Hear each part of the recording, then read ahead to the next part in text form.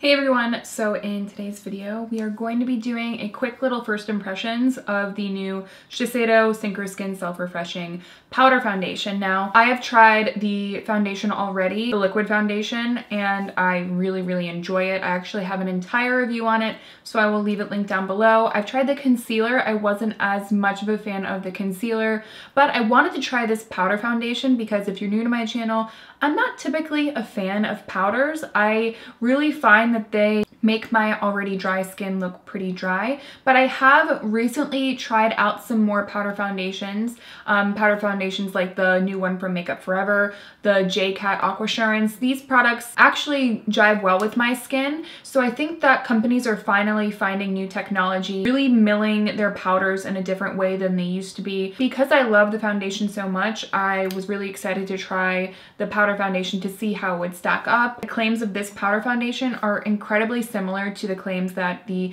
liquid foundation makes. It is a creamy powder foundation that synchronizes with the skin and self-refreshes non-stop for a just applied look and flawless finish for up to 24 hours. The self-refreshing technology here is really what I love about the liquid foundation, because throughout the day it stays really creamy and it never cracks or cakes up in certain areas of your face, which is definitely an issue I know for quite a few of you. I know it's an issue that I have as well. This comes in 16 different shades. I have the shade 110 Alabaster. Here is the compact. It feels very luxe. It's very pretty. So what we're going to do today is do a kind of first impressions. I will apply it for the first time with you all.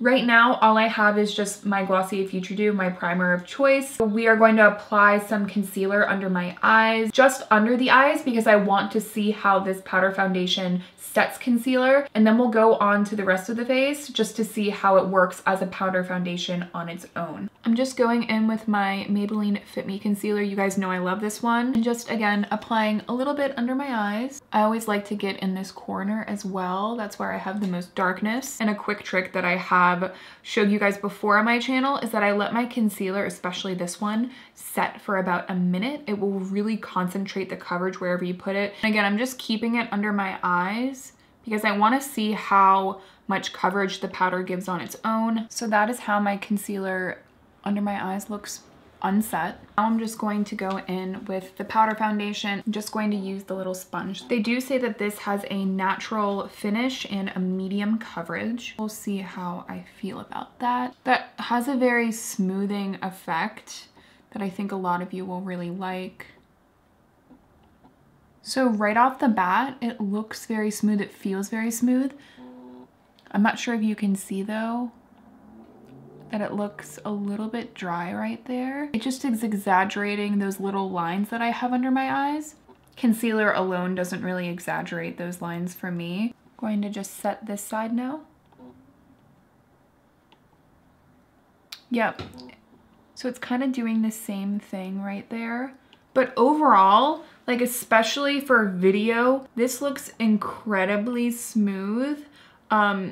Especially like, you know, from this distance, it looks very smooth under my eyes, and it's kind of like canceled any of the other darkness that was there. So I think that this definitely has added coverage. But if you look very closely, you can kind of see, you know, that it's settled in a little bit of those lines under my eyes, which again, some people probably don't mind as much as I do, but with powder, sometimes I would rather just not have powder on at all than get that. So I will say on camera right now, it looks pretty flawless. So if you're taking photography, I feel like this is great for under the eyes, but in person, it definitely doesn't look bad. It just looks a little bit more noticeable than I typically like. Let's go on the rest of the face because that to me is super important. So I'm just, again, taking a little bit on my sponge. And this shade isn't absolutely perfect for me, but I'm just going to use downward motions. It definitely has coverage. I mean, I'm noticing that my skin looks really velvety. This is not matte by any means. This definitely has a little bit more of a natural finish, as they mention. Let's cover my chin. You see there, I mean, it looks very pretty once it's on the skin. Interested in seeing how it's going to look under my nose that is a little bit dry right now. I have like a little bit of dryness right here, and it really doesn't look that dry. I probably shouldn't have put lip gloss on before doing this. Yeah, you can definitely see it covered up that pimple, or that post-acne mark that I have. So this is actually where I'm starting to see that I don't like this as much, unfortunately. On my cheeks over here, I have some pores right here. It really is blurring those areas very well, but I am noticing that around my nose, it's looking a little bit rough. So I hope you can see this, but around this area and right in here, this is where I have the most dryness right now. It is looking a little bit textured, especially like in this area right here.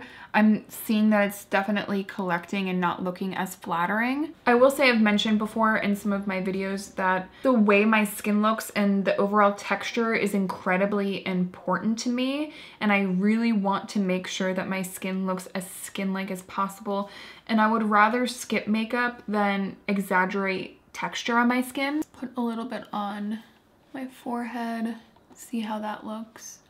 You can definitely see, I mean, this side to this side, it has a really, really pretty soft focus sort of effect. Here's what it looks like after. So I have to say, I love the way it looks on camera. It definitely was so fast to apply, and it makes your skin just look very uniform, and it definitely has a sort of airbrush quality to it. Under my eyes, I don't think I would wear it for, you know, normal everyday. The little fine lines under my eyes are a little bit more exaggerated. I do think that there are plenty of powders out there that do that for me. I'm extremely picky with powders under my eyes. On the rest of my skin, on my cheeks, around this area where I typically have more enlarged pores, it looks very smooth. On my chin, where I also have enlarged pores, it looks very smooth.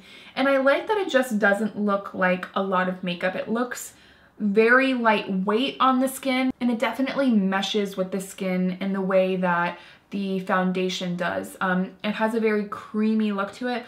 Honestly, if you told me that this was powder foundation, I probably would be surprised. I don't love the way it looks in here around my nose, but if you don't have any scaliness on your face, I mean, I'm looking at these other areas of my face that aren't having textural issues, it looks incredibly flattering. I will update you guys down below with how I felt that this wore, because it does claim that it is a 24-hour wear product. So I will update you and let you know how I actually felt like this wore, if it helped with my concealer, if it ends up looking drier, at least for first impressions. If you are a fan of the new matte powder from Makeup Forever, the one that was getting quite a bit of attention on YouTube this past year, I think you will really enjoy this. This reminds me quite a bit of that one, but if I'm being honest, I typically reach for a powder only to set under my eyes, and because I'm not a huge fan of the way it set my under eyes, that definitely is a downside. And also the fact that, you know, this little area around my nose is exaggerated. Again, my nose isn't always this dry because I was just getting over a cold. It's these little problem areas under my eyes and around my nose that I'm not as much of a fan of. Definitely let me know down below if you guys are interested in trying this product. Be sure to check for my update on how I felt this wore. And if you enjoyed the video, if you thought it was helpful, definitely make sure to give this video a thumbs up. I would love to also have you back on my channel, so make sure to subscribe, and I will see you in my next one.